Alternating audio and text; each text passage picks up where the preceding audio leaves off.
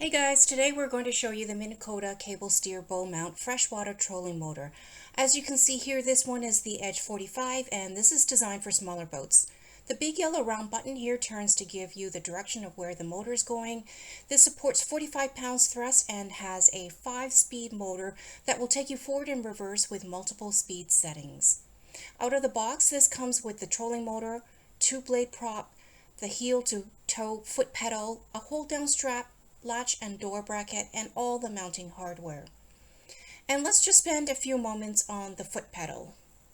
I think I mentioned earlier this is a heel to toe pedal. On the left side you have the on off button, and right across that on the other side is a dial to control your speed with 5 speeds to choose from, with 5 being the highest.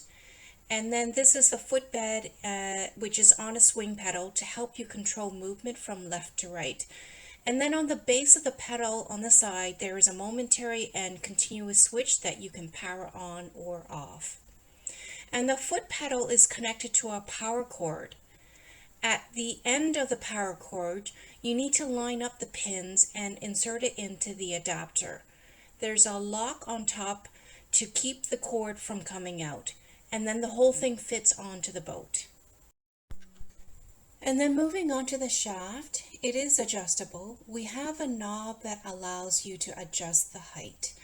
Once you loosen the knob, you can open the flap and then move the shaft up and down. And there's also a handle to release the lock on the handle so you can tilt it.